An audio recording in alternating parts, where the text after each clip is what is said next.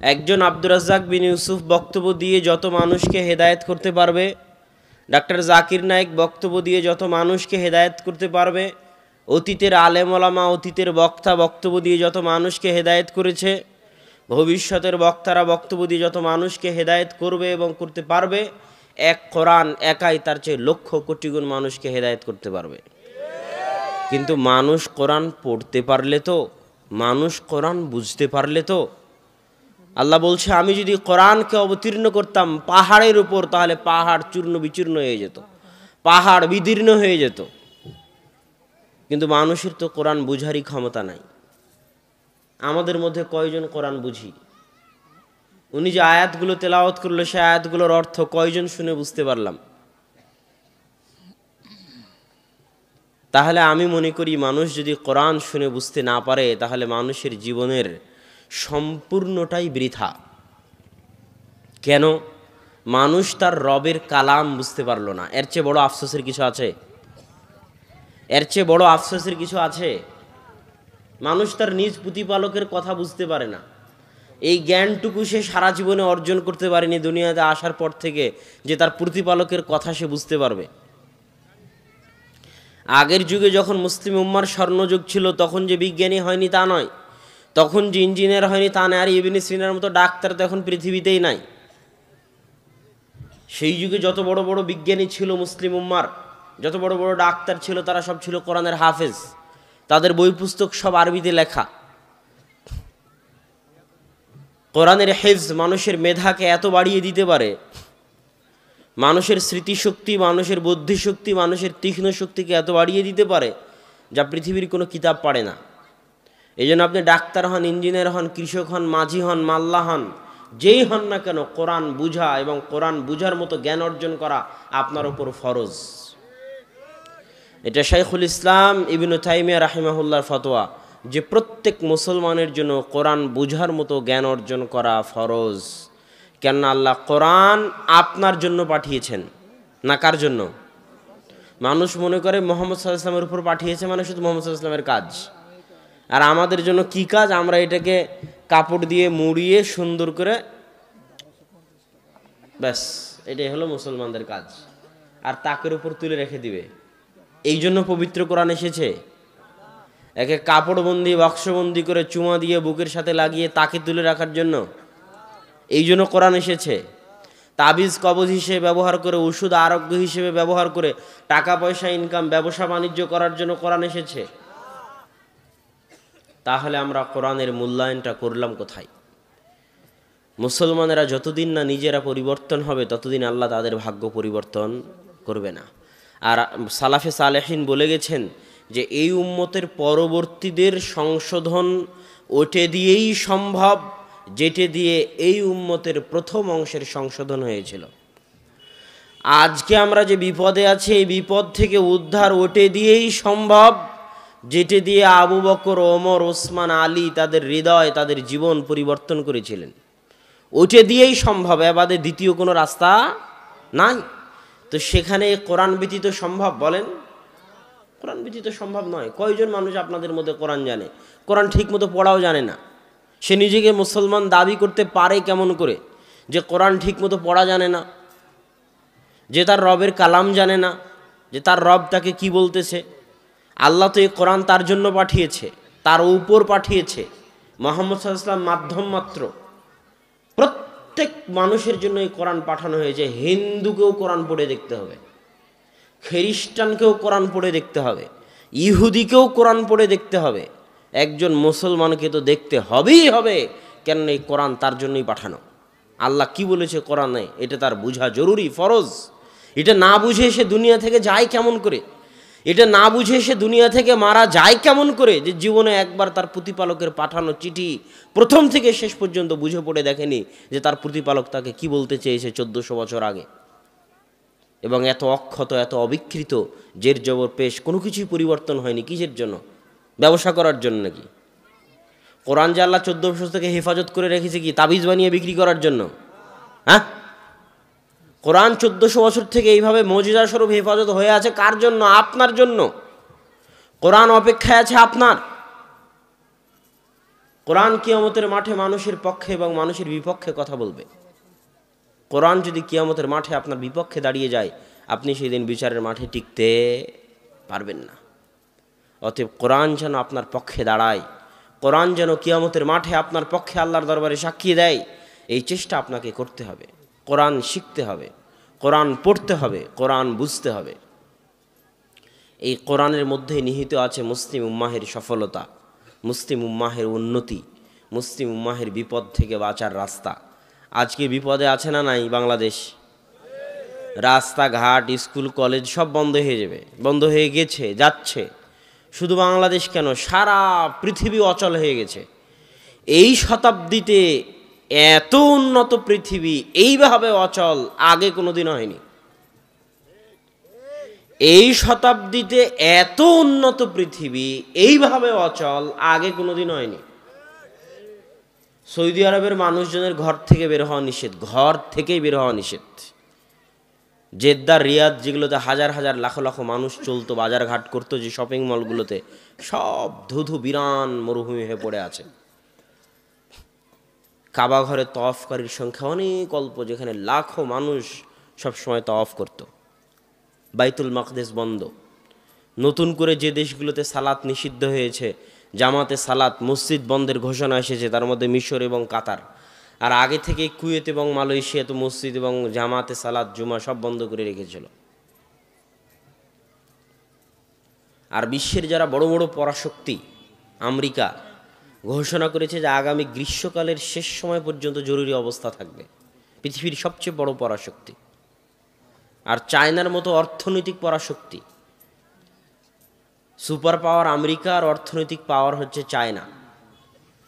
এদের সকলের শক্তি, সকলের দম্ভ, সকলের দাপট, যারা সিরিয়ার মাটিতে লাখো কোটি টন বোমা ফেলে হাজারো মুসলমানের রক্তে নিজেদের হাতকে রঞ্জিত করেছে, ব্যবসার নামে, তেলের নামে, গ্যাসের নামে নির্বিচারে মুসলমানকে হত্যা করেছে, হাজার হাজার মানুষকে হত্যা করেছে। তাদের ক্ষমতার দাপটে, পারমাণবিক বমের দাপটে, অর্থনৈতিক টাকার গরমে পৃথিবীতে অন্য দেশগুলোর, অন্য ধর্মের মানুষগুলোর টিকা মুশকিল হয়ে যাচ্ছিল। আজকে তারা এক অদৃশ্য ভাইরাস, যাকে চোখে দেখা যায় না, চোখে দেখা যায় নাকি, অদৃশ্য এক ভাইরাসের ভয়ে আতঙ্কগ্রস্ত। তার সাথে লড়াই করার মতো, তার সাথে মোকাবেলা করার মতো কোনো অস্ত্র, কোনো ওষুধ, কোনো পাতি, কোনো ভ্যাকসিন, কোনো টিকা এই অত্যাধুনিক বিশ্বের হাতে, যে অত্যাধুনিকতা নিয়ে বর্তমান মানব সভ্যতা গর্ব করে, যে পৃথিবী এত উন্নত আগে কোনো দিন হয়নি, সেই উন্নত বিশ্ব হাত পা হাঁটু গেড়ে দিয়ে, মাথা নত করে, সব কিছু ছেড়ে দিয়ে বসে আছে, অচল, অথর্ব, অকেজো, দুর্বল। আল্লাহ যে বলেছেন, ইন্নাল ইনসানা খুলিকা হালুআ ওয়া ইযা মাসসাহুশ শাররু জাযুআ ওয়া ইযা মাসসাহুল খায়রু মানুআ। মানুষকে দুর্বল করে সৃষ্টি করা হয়েছে। যখন মানুষের উপর বিপদ আসে তখন মানুষ হতবিহ্বল, হতাশ হয়ে যায়। আর যখন মানুষের টাকা পয়সা বেশি হয়ে যায়, শক্তি ক্ষমতা বেশি হয়ে যায়, তখন মানুষের কৃপণতা, মানুষের দাপট এবং অহংকার বেড়ে যায়। মানুষকে আল্লাহ অনেক দুর্বল করে সৃষ্টি করেছে। আর চিরজীবন আল্লাহ মানুষের দুর্বলতা দেখিয়ে আসে, যে মানুষ যে কত দুর্বল সৃষ্টিজীব, তা আল্লাহ মানুষকে যুগে যুগে দেখিয়েছে। ফেরাউন যখন হাজারো বছর যাবৎ দাপটের সাথে লাখো মানুষকে হত্যা করে অত্যাচারের সাথে শাসন করেছে, আল্লাহ ফেরাউনকে তার দুর্বলতা দেখিয়ে দুনিয়া থেকে উঠিয়ে নিয়েছেন। যে ফেরাউন, তুমি এত অত্যাচার করে, এত দাপট দেখিয়ে নিজেকে প্রতিপালক দাবি করে সারা পৃথিবী পরিচালনা করেছো, আজ সামান্য পানিতে তুমি ডুবে মরে যাচ্ছ, তোমার বাঁচার উপায় নাই। তুমি যে কত দুর্বল, তুমি যে কত দুর্বল, তুমি যে কত দুর্বল, তা তুমি চোখে দেখে মরো ফেরাউন। যে একটা সামান্য পানি থেকে তোমার বাঁচার উপায় নাই, তুমি কিসের অহংকার দেখাতা দুনিয়াতে। তখন বিপদে পড়ে ফেরাউনও বলে, যা আমানতু বিরব্বি মূসা ওয়া হারুন, আমি মূসা এবং হারুনের প্রতিপালকের প্রতি ঈমান আনয়ন করলাম। আল্লাহ যুগে যুগে এইভাবে যারা অত্যাচার করেছে তাদের দুর্বলতা তাদের চোখের সামনে দেখিয়েছে। এটা আল্লাহর নিদর্শন। মানুষ যে ধরনের পাপ করে আল্লাহ ওই ধরনের শাস্তি দেয়। সুদের শাস্তি পেট উঁচু করে দিতে হবে কেন কিয়ামতের মাঠে? মিথ্যা বলার শাস্তি জিহ্বা ফেড়ে দিতে হবে কেন? প্রত্যেকটার কাজের সাথে কর্মের কি আছে? লিঙ্ক আছে। জেনাকারীদের শাস্তি কিয়ামতের মাঠে উলঙ্গ করে জাহান্নামে তারা উথাল পাথাল খেতে থাকবে উলঙ্গ অবস্থায়, এবং তাদের লজ্জাস্থান থেকে দুর্গন্ধ বের হবে। এটা কেন করতে হবে? কেননা তার পাপের সাথে কি আছে? লিঙ্ক আছে। যেমন কর্ম আল্লাহ ওই ধরনের শাস্তি কিয়ামতের মাঠে দিবেন। কর্ম যেমন শাস্তি তেমন, কর্ম যেমন শাস্তি তেমন। তো বিশাল আব্রাহার বাহিনী আসছে হাতি নিয়ে, কাবা ঘর ধ্বংস করবে। তো আল্লাহ ধ্বংস করলেন কি দিয়ে? ছোট্ট ছোট্ট পাখি দিয়ে। কথা বুঝিনি? এটা আল্লাহর নিদর্শন যে আব্রাহা তুমি বিশাল হাতির বাহিনী নিয়ে আসছো, যাও আমি ছোট্ট পাখি পাঠালাম, এই পাখির সাথে লড়াই করো, যাও।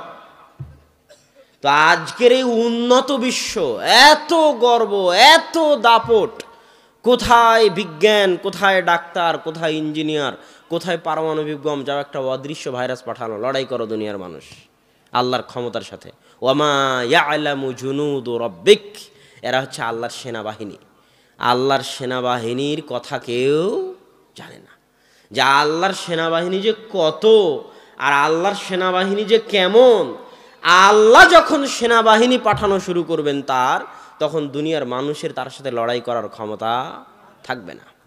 দুনিয়ার মানুষ অচল, অকেজ, অথর্ব। দুনিয়ার মানুষের কাজ কি? দুনিয়ার মানুষের কাজ হচ্ছে আল্লাহর দরবারে নত হওয়া, আল্লাহর সামনে মাথা ঝুঁকিয়ে দেওয়া, আল্লাহর সামনে হাঁটু গেড়ে বসে পড়া, আল্লাহর সামনে হাত তুলে বসে পড়া, যে আল্লাহ আমরা অচল, অকেজ, অথর্ব, আমাদের কিছুই করার নাই, বাঁচাতে পারলে আপনি বাঁচাতে পারবেন। ইয়াকা না'বুদু ওয়া ইয়াকা নাস্তাঈন, আমরা আপনারই ইবাদত করি, আপনার নিকটই সাহায্য প্রার্থনা করি। তো সম্মানিত উপস্থিতি, এই জন্য আল্লাহর দিকে ফিরে আসা মানুষের উচিত। আল্লাহ মাঝে মাঝে এই ধরনের নিদর্শন পাঠিয়ে মানুষকে তার দিকে ফিরে আসতে বলেন। কেন আল্লাহ চান না যে আপনি জাহান্নামে যান, না আল্লাহ চান এটা? আল্লাহ সুবহানাহু ওয়া তাআলা চান না যে ইবলিসও জাহান্নামে যাক। কথা কি বুঝতে পারছেন? আল্লাহ সুবহানাহু ওয়া তাআলা চান না যে আবু জাহালও জাহান্নামে যাক। আল্লাহ চান না যে আপনিও জাহান্নামে যান। এই জন্য একজন ব্যক্তি যখন মরুভূমিতে তার উট হারিয়ে ফেলে, তো মরুভূমির রাস্তা চেনা খুব কঠিন। আপনি নিজেও একবার মরুভূমিতে হারিয়ে গেলে আর বের হতে পারবেন না। ওই একই জায়গার মধ্যে ঘুরপাক খাবেন, রাস্তা খুঁজে বের করতে পারবেন না। সব দেখতে একই রকম মনে হবে, পাহাড় সব একই রকম, বালু সব একই রকম, ফিল্ড সব একই রকম, ধুধু মরুভূমি। কোন দিকে যে যাচ্ছি, কোন দিকে যে পূর্ব, কোন দিকে যে পশ্চিম, রাস্তা খুঁজে বের করে পার হতে পারবেন না। মরুভূমিতে ঘুরতে ঘুরতে মারা যাবেন। উট মরুভূমির রাস্তা চিনে।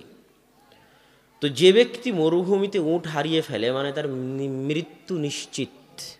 তো একজন ব্যক্তি মরুভূমিতে উট হারিয়ে ফেলে নিজের মৃত্যুকে নিশ্চিত মনে করে যে এই মরুভূমিতে আমার তো বাঁচার পথ নাই, আমি তো আমার উটকে হারিয়ে ফেলেছি, তো মরতে যখন হবেই তাহলে একটু বিশ্রাম করি, এখান থেকে আমার বাঁচার কোনো পথ নাই।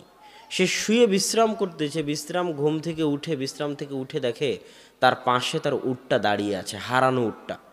তো জীবন ফিরে পেলে মানুষ যেমন আনন্দিত হয়, সে মৃত্যুর মুখ থেকে ফিরে এসে আনন্দের ঠেলায় বলতেছে, খুশির ঠেলায় বলতেছে যে আল্লাহ তুমি আমার বান্দা, আমি তোমার রব। বাক্য উল্টা করে দিয়েছে, মানে খুশির ঠেলায় হিতাহিত জ্ঞান হারিয়ে ফেলেছে।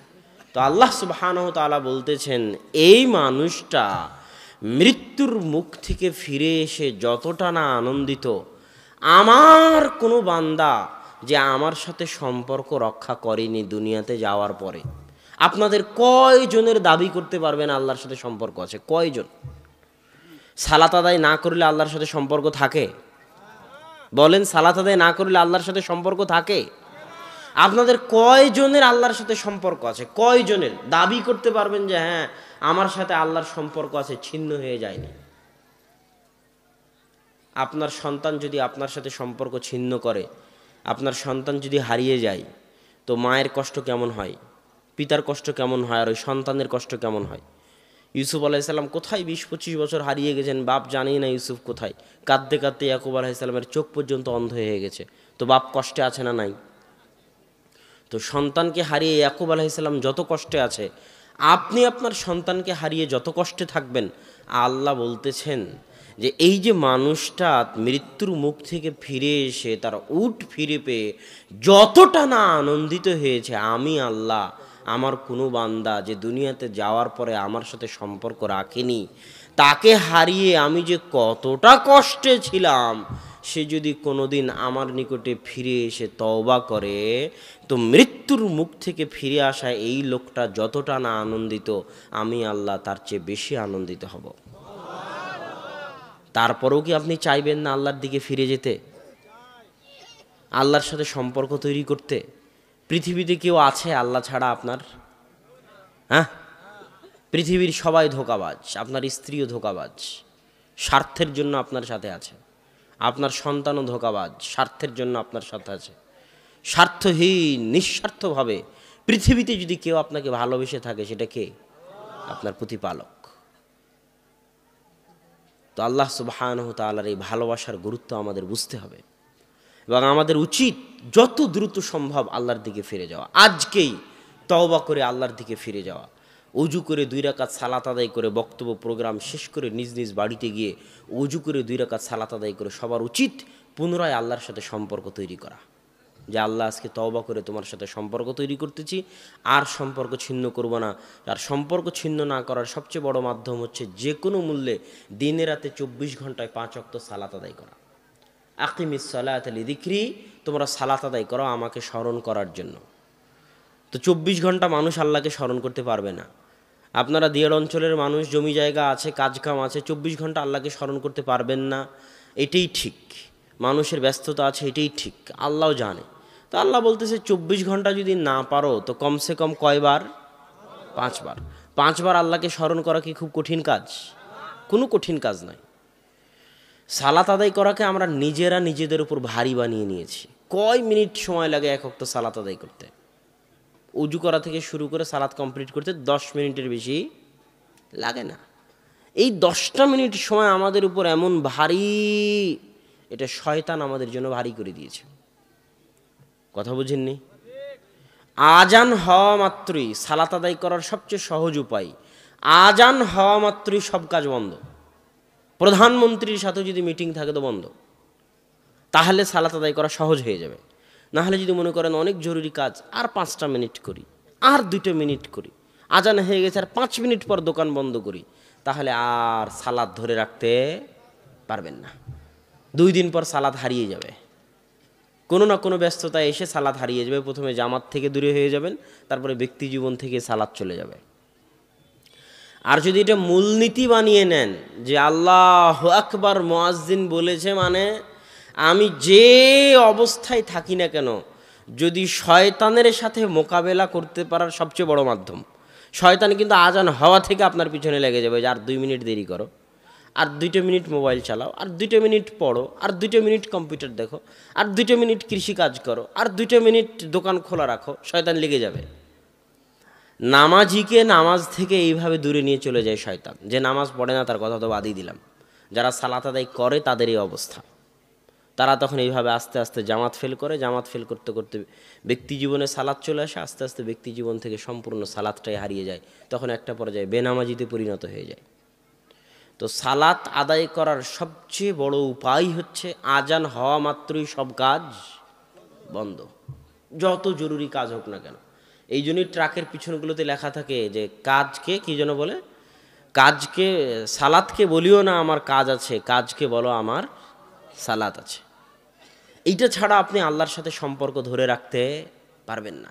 সালাত ছাড়া আল্লাহর সাথে সম্পর্ক ধরে রাখার কোনো উপায় নাই। কেননা আল্লাহর নিকটে আল্লাহর ইবাদত করার, আল্লাহর নিকটে চাওয়ার, আল্লাহর সাথে কথা বলার, আল্লাহর সাথে মোনাজাত করার, আল্লাহর নিকটে দোয়া করার, আসমানের নিচে জমিনের উপরে সালাতের চাইতে কোনো বড় মাধ্যম পৃথিবীতে আর নাই।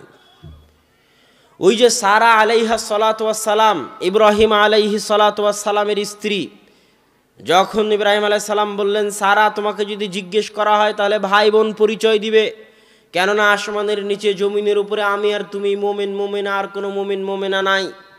ভাই বোন পরিচয় দেওয়ার পরেও যখন অত্যাচারী জালেম বাদশার দরবার থেকে মুক্তি পাওয়া গেল না, জালেম বাদশাহ যখন সারাকে নিজের দরবারে নিয়ে গেল এবং তার সাথে খারাপ কাজ করতে উদ্যত হলো, তখন সারা বলতেছে থামেন, আমাকে 2টা মিনিট সময় দেন, অজু করে আমাকে মোনাজাত, মোনাজাত মানে আল্লাহর সাথে কথা বলা। মোনাজাত শব্দের অর্থ কি? জোরে বলেন, মোনাজাত শব্দের অর্থ কি? আল্লাহর সাথে কথা বলা। আমাকে জরুরি ভিত্তিতে আমার রবের সাথে কথা বলতে হবে, আমার আল্লাহর সাথে মোনাজাত করতে হবে, কথা বলতে হবে। 2 মিনিট সময় দেন, আপনি যা ইচ্ছা তাই করতে পারবেন, তবে আমি একটু আল্লাহর সাথে কথা বলে নিই। মানুষ বলে না আপনি দাঁড়ান আমি একটু বসকে কল দিয়ে নিই, বলে না? বলে না? আপনি একটু থামেন, আমি একটু আমার নেতাকে একটু ফোন দিয়ে নিই, বলে না বলে না? তো সারা বলতেছে একটু দাঁড়ান, আমি আমার আল্লাহর সাথে একটু কথা বলে নিই, 2 মিনিট সময় দেন, একটু মোনাজাত করে নিই আল্লাহর কাছে। তখন উজু করে সারা সালাতে দাঁড়িয়ে গেলেন।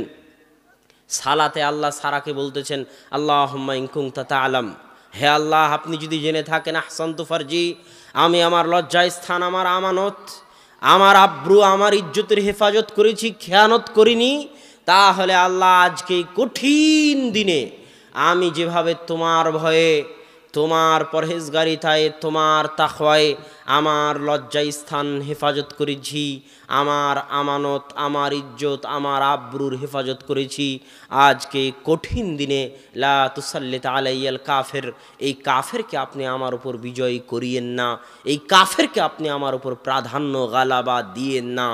আজকে এই কঠিন দিনে আমি যেমন আপনার ভয়ে আমার লজ্জায় স্থান হেফাজত করেছিলাম, আজ বিপদে পড়েছি, আজ আমার লজ্জায় স্থান, আমার ইজ্জত, আমার আব্রু, আমার আমানতের হেফাজতের দায়িত্ব আপনার। সারার বলা কথা শেষ হয়নি, জালেম বাদশাহ হাত পা অবশ্যই মাটিতে পড়ে গেছে। তাহলে আল্লাহর নিকটে মোনাজাত করার সবচেয়ে বড় মাধ্যম কি? সালাত। জোরে বলেন না কেন? আল্লাহর নিকটে মোনাজাত করার সবচেয়ে বড় মাধ্যম কি? সালাত। এই জন্য রাসূল সাল্লাল্লাহু আলাইহি ওয়াসাল্লাম যখনই বিপদে পড়তেন, যখনই কোনো বিপদে পড়তেন, বা দাঁড়া ইলা সালাহ, সাথে সাথে সালাতে দাঁড়িয়ে যেতেন। মানুষ যখন স্বাভাবিকভাবে বিপদে পড়ে তখন মানুষ আগে স্মরণ করে, যে যে বিষয়ে বিপদে পড়ে সে বিষয়ে রিলেটেড কাউকে স্মরণ করে। যেমন ছেলে সন্তান যদি অ্যাক্সিডেন্ট হয়, তাহলে কোন মেডিকেলে আছে, কোন ডাক্তারের কাছে যেতে হবে, সে ডাক্তারকে কল দেয়, কাকে মেডিকেলে পাঠাবে তাকে কল দেয়। যদি কোনো কেস কোর্ট কাচারি হয়, তাহলে কোন নেতার দরবারে যাবে, কোন মেম্বার, কোন চেয়ারম্যান, কোন এমপি তাকে সহযোগিতা করতে পারবে, তার কাছে যায়, তাকে ফোন দেয়, তার সাথে কথা বলে। কিন্তু একজন মুসলমানের উচিত, বিপদ যত বড়ই হোক না কেন, বিপদ যত ছোটই হোক না কেন, আর যত বড়ই হোক না কেন, সবার আগে আপনি যে বিপদে পড়েছেন এটা কাকে জানানো উচিত? আল্লাহকে জানানো উচিত। আপনার ছেলে রাজশাহীতে অ্যাক্সিডেন্ট করেছে, রাজশাহী মেডিকেলে আছে, আপনি এখান থেকে গাড়ি নিয়ে রাজশাহী মেডিকেলে যেতে 1.5-2 ঘন্টা 3 ঘন্টা সময় লাগবে। আর এখানে 2 রাকাত সালাত আদায় করে যদি আল্লাহকে বলে দেন, আল্লাহ আমার ছেলে মেডিকেল আছে তুমি দেখো, তাহলে আপনার 3 ঘন্টা যেতে যা দেরি হবে, তার আগে আল্লাহ সুবহানাহু ওয়া তাআলা কাজ করে বসে থাকবেন। এই জিনিসটা তো মানুষ বুঝে না। বিপদে পড়লে আল্লাহকে ডেকে দেখেন, বিপদে পড়লে 2 রাকাত সালাত আদায় করার অভ্যাস গড়ে তুলুন। প্রত্যেক মানুষের জীবনে বিপদ আছে, প্রত্যেক মানুষের জীবনে কি আছে? ইন্না মাআল উসরি ইসরা, দুঃখ কষ্ট নিয়েই জীবন। মানুষের জীবন ফুলসজ্জা নয়, মানুষের জীবন সংগ্রাম। প্রত্যেক মানুষের জীবনে বিপদ আছে, আপনাদের সকলের জীবনে বিপদ আছে, গেছে, ভবিষ্যতেও ঘটতে পারে। আল্লাহ আমাদের বিপদ থেকে হেফাজত করুক, আল্লাহুম্মা আমিন। তো নিজ নিজ জীবনে, পারিবারিক, সামাজিক, ব্যক্তিগত, যখন যে বিপদে পড়বেন, আজকের বক্তব্য থেকে শিখে যাবেন, যে বিপদই পড়েন না কেন, সাথে সাথে কাউকে না কিছু বলে 2 রাকাত সালাত আদায় করে সালাতে দাঁড়িয়ে আল্লাহকে বলবেন যে আপনি বিপদে পড়েছেন। অনেক সময় শয়তান আপনাকে ধোকা দেবে, আরে তুই তো জীবনে কোনোদিন নামাজই পড়িসনি, তুই তো রোজাই রাখিস না, তুই তো মদ সিগারেট গাঞ্জা খাস, তুই আবার কি আল্লাহর কাছে দোয়া করবি? এটা শয়তানের ধোকা। কথা কি বুঝতে পারছেন? আপনি যত বড় গুনাহগার হন না কেন, যত বড় পাপিষ্ঠ হন না কেন, যত বড় পাপিষ্ঠ গুনাহগার হন না কেন, পাপ দিয়ে আপনার দুনিয়া ভর্তি হয়ে থাক, তবুও দিন শেষে আপনি কার বান্দা? আরে আল্লাহর এরিয়া থেকে আপনি কোথাও যেতে পারবেন? আসমান জমিনে মানুষ যেখানেই যাক না কেন, ওটা কার রাজত্ব? আল্লাহর রাজত্ব। দিন শেষে আপনার জীবন মৃত্যুর মালিক কে? দিন শেষে আপনাকে খাওয়ায় কে? দিন শেষে আপনাকে পড়ায় কে? কার জমিনের উপর আছেন? কার আসমানের ছায়ায়, কার আলো ভোগ করতেছেন? অতএব মদ খান, গাঞ্জা খান, বিড়ি খান, সিগারেট খান, যত বড় গুনাহগার হন না কেন, আল্লাহর নিকটে ফিরে আসতে কোনো লজ্জা নেই। যে আপনাকে লজ্জা দিচ্ছে সে শয়তান। ওই শয়তান জিন শয়তানও শয়তান হতে পারে, মানুষ শয়তানও শয়তান হতে পারে। বলতে পারে তুমি এত বড় পাপী, তুমি মাধ্যম ছাড়া, লিঙ্ক ছাড়া, ওয়াস্তা ছাড়া আল্লাহর কাছে দোয়া করতে পারবে না, তাই হুজুরের কাছে যাও, পীরের কাছে যাও, পীর আর হুজুরের মাধ্যম দিয়ে আল্লাহর সাথে দোয়া করো। আরে আল্লাহ কি পীরের বাপের? আল্লাহ কি হুজুরের বাপের পৈতৃক সম্পত্তি? না, আল্লাহ আমারও। আল্লাহকে একটু নিজের দাবি করার অধিকার রাখিয়েন। আল্লাহকে নিজের দাবি করার অধিকার রাখেন যে আল্লাহ আপনারও সৃষ্টিকর্তা, আল্লাহ আপনারও পালনকর্তা, আল্লাহ হিন্দুরও সৃষ্টিকর্তা, হিন্দুরও পালনকর্তা। যে নাস্তিক প্রত্যেক দিন আল্লাহকে গালি দেয়, ওই নাস্তিককেও খাওয়ায় আল্লাহ রব্বুল আলামিন। এই জগৎ ওই জগৎ উভয় জগতের পালনহার, প্রতিপালক, পালনকর্তা হচ্ছেন আল্লাহ সুবহানাহু ওয়া তাআলা। অতএব আল্লাহর নিকটে চাইতে কোনো লজ্জা নেই। মানুষরূপী আর জিনরূপী শয়তান আপনাকে বুঝাবে যেন আপনি সরাসরি আল্লাহর নিকটে দোয়া না করেন। হুজুর একটু দোয়া করে দেন না, আমার বাপ মারা গেছে। হুজুর জামাতের পর, এই ফরজ সালাতের জামাতের পর দোয়া করলো না, হুজুরের উপর খুব রাগ। জানাজার শেষে হুজুর কবরের পাশে গিয়ে দোয়া করলো না, হুজুরের উপর খুব রাগ। ইসলাম কি ভাড়াটে ধর্ম? ইসলাম কি ভাড়াটে ধর্ম যে টাকা দিয়ে ভাড়া করে দোয়া করাতে হবে? আমার কথার উত্তর দেন না কেন? ইসলাম কি ভাড়াটে ধর্ম? আমি এখনই বললাম যে আসমানের নিচে জমিনের উপরে মোনাজাত করার সবচেয়ে বড় মাধ্যম কি? আসমানের নিচে জমিনের উপরে মোনাজাত করার সবচেয়ে বড় মাধ্যম হচ্ছে সালাত। যেমন সারা সালাত আদায় করেছে, যেমন আল্লাহ রাসূল সালাত আদায় করেছে, এই জন্য আল্লাহ 5 বার আপনার উপর সালাত ফরজ করে দিয়েছেন। সালাত মানেই দোয়া, সালাত শব্দের শাব্দিক অর্থই দোয়া, সালাত মানেই মোনাজাত, সালাত শব্দের শাব্দিক অর্থ মোনাজাত। সালাতের শুরু থেকে নিয়ে শেষ পর্যন্ত সবই মোনাজাত। মোনাজাত শুরু হবে তাই আল্লাহুম্মা বাইদ বাইনি, এটাও মোনাজাত। আলহামদুলিল্লাহ রাব্বিল আলামিন প্রশংসা করে নিয়ে ইহদিনাস সিরাতাল মুস্তাকিম, এটাও মোনাজাত। তাসবিহ তাহলিল পাঠ করে রুকু থেকে উঠে আল্লাহর প্রশংসা করে সিজদায় গিয়ে, পৃথিবীতে মানুষ সবচেয়ে নিকটে থাকে আল্লাহর কখন? পৃথিবীতে মানুষ আল্লাহর সবচেয়ে নিকটে থাকে যখন মানুষ সিজদায় থাকে। ওই সময় যা চাওয়ার আল্লাহর নিকটে চাইতে পারবেন। ওই জন্যই সালাত, কোরআনের আয়াত ব্যতীত সবই সিজদায় পড়া যায়। এইভাবে পুরো সালাত চলতেছে। এবার সালাম ফিরানোর পূর্বে যত দোয়া আপনার জানা আছে সব দোয়া আপনি পড়তে পারবেন, কেননা আসমানের নিচে জমিনের উপরে আল্লাহর নিকটে দোয়া করার, আল্লাহর সাথে মোনাজাত করার সালাতের চাইতে বড় কোনো মাধ্যম পৃথিবীতে নাই। এবার যখন আল্লাহু আকবার বলে সালাত শুরু করেছিলেন, মানে মোনাজাত শুরু হয়েছিল।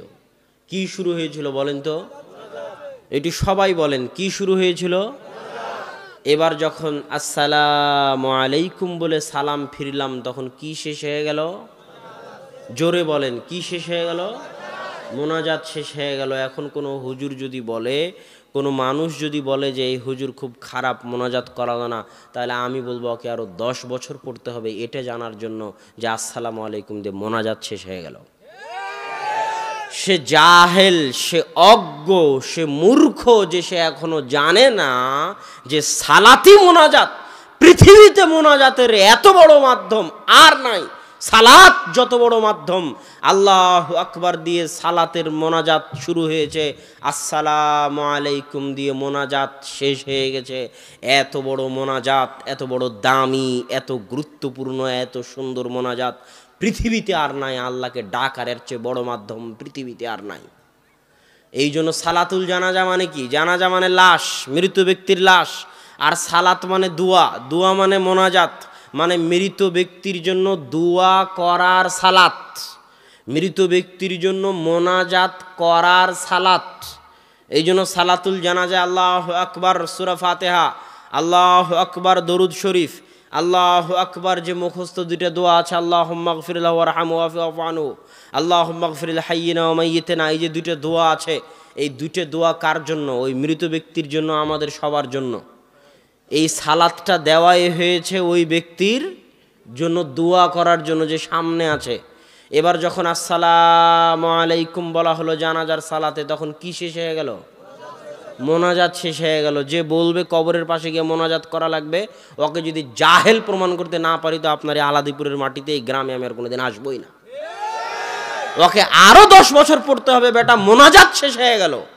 তুমি কেন? সারা পৃথিবীর সকল হুজুর, সকল আলেম মিলে যদি কবরের পাশে দাঁড়িয়ে দোয়া বানাতে থাকে, সারা পৃথিবীর সকল আলেম মিলে যদি কবরের পাশে দাঁড়িয়ে দোয়া বানাতে থাকে, তো মুহাম্মদ সাল্লাল্লাহু আলাইহি ওয়াসাল্লাম যে দোয়া শিখিয়ে দিয়ে গেছেন মৃত ব্যক্তির জন্য, ওর চেয়ে ভালো দোয়া বানাতে পারবে না কিয়ামত পর্যন্ত যদি কবরের পাশে দাঁড়িয়ে বানানোর চেষ্টা করে, তো আল্লাহর রাসূল যে দোয়া শিখিয়ে দিয়ে গেছেন ওর চেয়ে ভালো দোয়া বানাতে পারবে না। সে তো এখনো বুঝেনি যে সালাত মানে মোনাজাত। এই যে একসাথে হাত তুলে দোয়া করার বেদাত, এই বেদাত সমাজে ঢুকে দুইটা সুন্নাত উঠিয়ে দিয়েছে। কয়টা সুন্নাত সমাজ থেকে উঠিয়েছে? এই একটা বেদাতের কারণে সমাজ থেকে দুইটা সুন্নাত উঠে গেছে। এক, মানুষ ভুলে গেছে যে সালাতের মধ্যে দোয়া করতে হয়। ভুলে যাননি আপনারা? সবাই ভুলে গেছে, কেউ জানে না যে সালাতের মধ্যে দোয়া করতে হয়। সালাত যে দোয়া করার মাধ্যম কেউই জানে না। আল্লাহর রাসূল সালাতে দোয়া করলো, সারা সালাতে দোয়া করলো। আমরা রাত দিন বিপদ আপদ থেকে মুক্তি পাচ্ছি সালাতের মধ্যে দোয়া করে। মানুষ ভুলেই গেছে যে সালাতের মধ্যে দোয়া করতে হয়, জানেই না। কেন ভুলে গেছে? ওই যে সালাতের পরে একসাথে হাত তুলে মোনাজাত শুরু হয়েছে, ওই একটা বেদাত এত বড় একটা সুন্নাত, এত বড় একটা নেয়ামত থেকে মুসলিম উম্মাহকে দূরে রেখেছে যে সালাতের মধ্যে দোয়া করতে হয়, সালাত দোয়া করার মাধ্যম।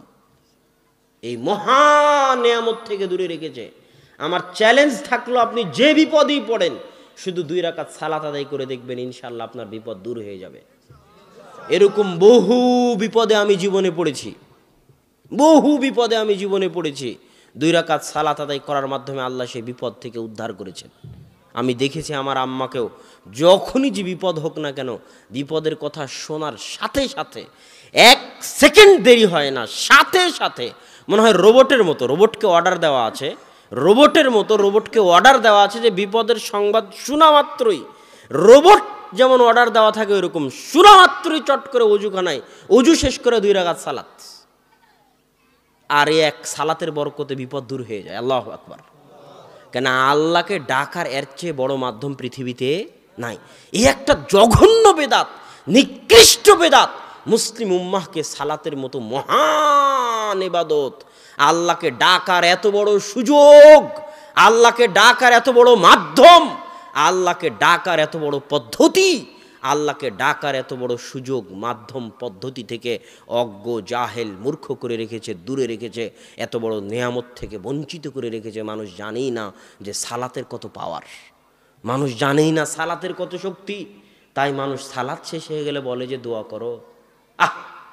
আরে দোয়া করার সময় তো সালাতের মধ্যে ছিল, পাগল। কত বড় নেয়ামত থেকে আপনি বঞ্চিত, অনেক বড় বিশাল নেয়ামত থেকে আপনি বঞ্চিত। সালাতের নিয়ামত থেকে বঞ্চিত আপনি, সালাতের মধ্যে যে দোয়া করতে হয় এই নিয়ামত থেকে বঞ্চিত।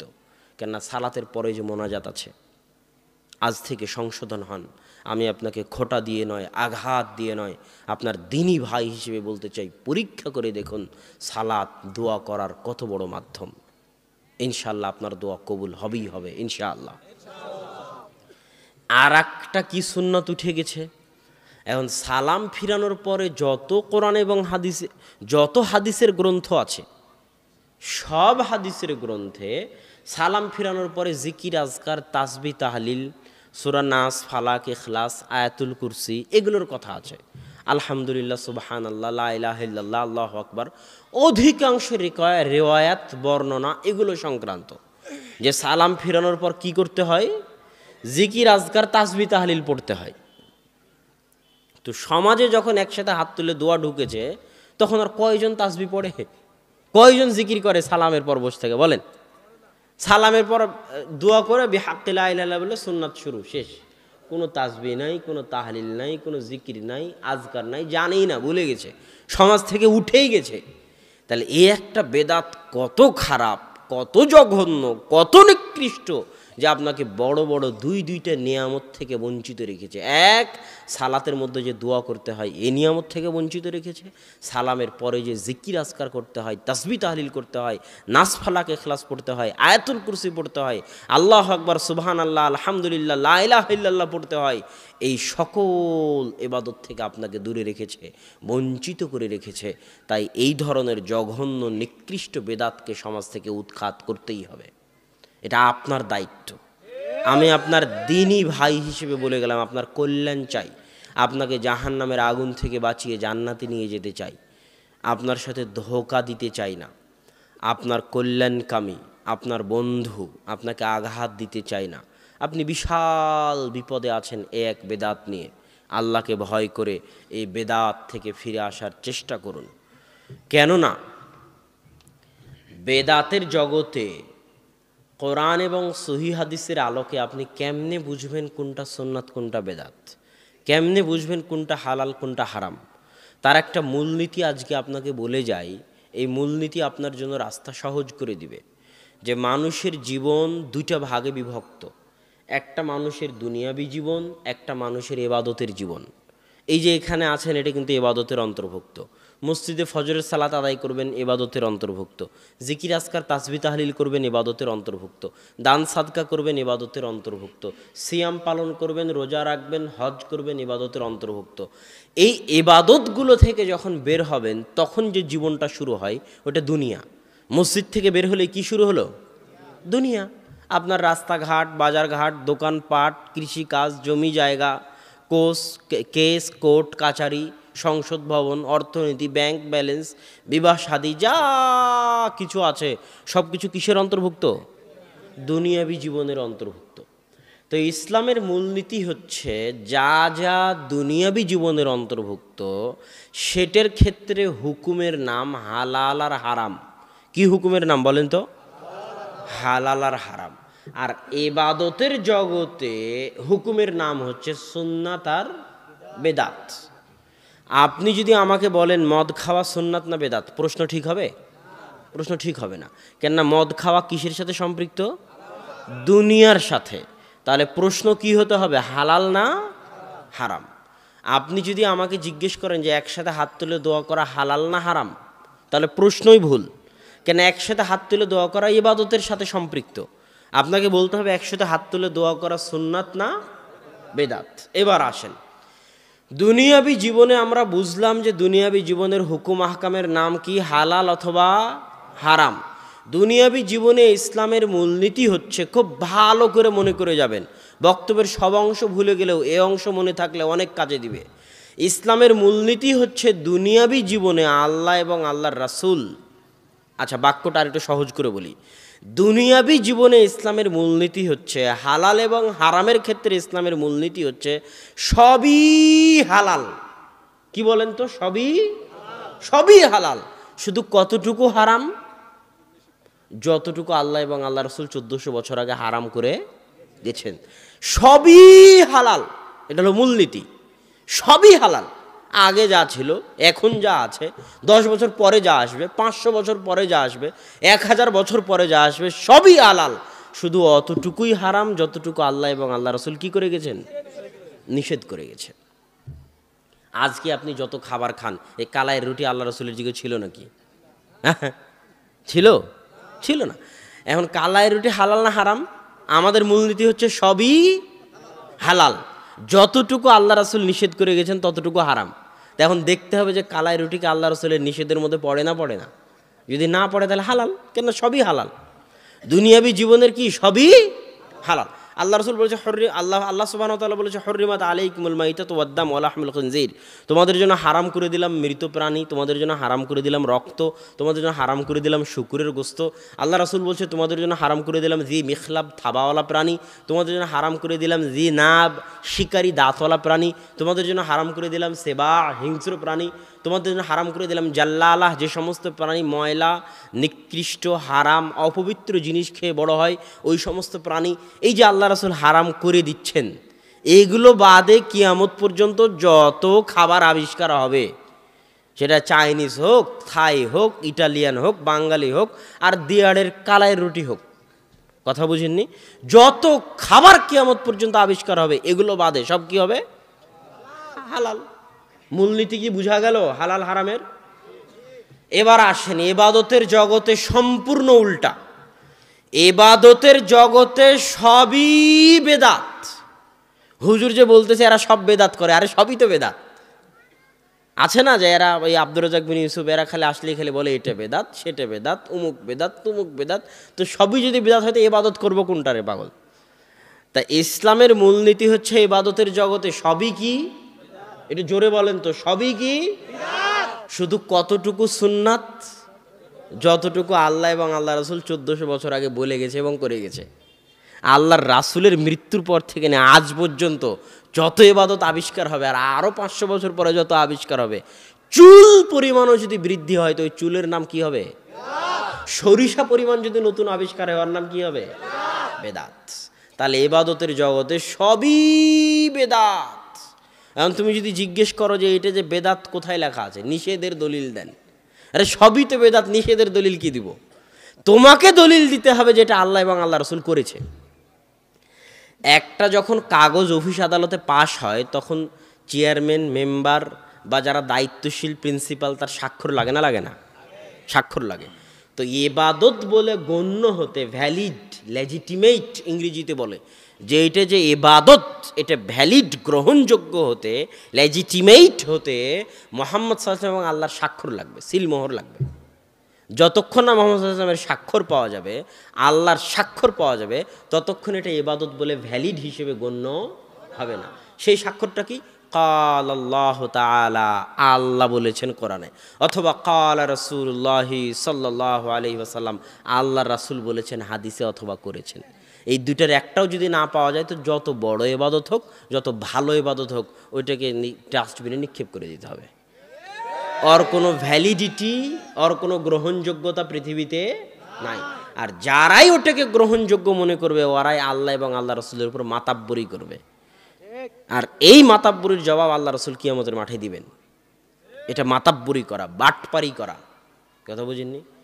যিনি মোড়ল, যিনি নেতা, তার উপর তুমি মাতাব্বরি করো কেন? তুমি কি নবী নাকি? তুমি কি রাসূল নাকি? তোমাকে যদি একসাথে হাত তুলে দোয়া করার, তুমি যদি বলো সুন্নাত, তুমি নিজে যদি জোর করে দাবি করো তো নবী হয়ে আসো। নবী হয়ে আসনি কেন? তুমি নবী নাকি? তাহলে তুমি মাতাব্বরি করো কেন নবী যদি না হও? ইসলাম কি তোমার বাপের ধর্ম? ইসলাম শুধু আল্লাহর আল্লাহ রাসূলের কথা চলবে ইবাদতের জগতে। আল্লাহর আল্লাহ রাসূল করেনি, তুমিও করতে পাবা না। তুমি যদি জোর করে করতে যাও তাহলে তুমি হয় নিজেকে নবী দাবি করতেছো, আর না হলে বলতেছো মুহাম্মদ সাল্লাল্লাহু আলাইহি ওয়াসাল্লাম তার নবুয়তের দায়িত্ব পালন করেনি। নাউজুবিল্লাহ, আমানতের খেয়ানত করেছে। অথবা বলতেছো তুমি বেশি পরহেজগার, আল্লাহ রাসূল তোমার চেয়ে কম পরহেজগার। নাউজুবিল্লাহ। অথচ আল্লাহ রাসূল বলছে ওয়াল্লাহি লা ইন্নী আখশাকুম ওয়া আতকাকুম লিল্লাহ, আল্লাহর কসম, ওই তিনজন ব্যক্তিকে যাদের ঘটনা আপনারা জানেন, তাদেরকে আল্লাহ রাসূলেরই বাক্য, যে ওয়াল্লাহি লা ইন্নী আখশাকুম ওয়া আতকাকুম লিল্লাহ। কোন তিনজন? যারা বলেছিল যে তাকাল্লুহা, হাদিসের ইবারত বুখারীর, যে আল্লাহ রাসূলের ইবাদতকে তারা অল্প মনে করলো, যে আল্লাহ রাসূলের আগের পরের সব গুনাহ তো মাফ করে দেওয়া হয়েছে, এই অল্প ইবাদতে আল্লাহ রাসূলের চলবে। আমরা একজন সারা রাত তাহাজ্জুদ সালাত আদায় করবো, আর বলল জীবনে কোনোদিন বিবাহ করব না। আর একজন কি বলল? আরেকজন বলল যে আমি সারা রাত সারা দিন সিয়াম পালন করব, সিয়াম ভাঙবো না, প্রত্যেক দিন সিয়াম পালন করব, সিয়াম ভাঙবো না। তো আল্লাহ রাসূল ওদেরকে ডেকে বলতেছেন, শোনো, আল্লাহি, আল্লাহর কসম, লা ইন্নি, লাম মানে অবশ্য অবশ্যই, তাকিদ, ইন্নি নিশ্চয় আমি, আল্লাহর কসম নিশ্চয়, অবশ্য অবশ্যই আমি মুহাম্মদ আসমানের নিচে জমিনের উপর সবচেয়ে বেশি আল্লাহকে ভয় করি, সবচেয়ে বেশি তাকওয়াবান, সবচেয়ে বেশি পরহেজগার। যদি করা লাগতো তাহলে আমিই করতাম। মান রাগিবা আন সুন্নতি ফালাইসা মিন্নি, যারা আমার সুন্নাত থেকে মুখ ফিরিয়ে নিল তারা আমার উম্মতের অন্তর্ভুক্ত নয়।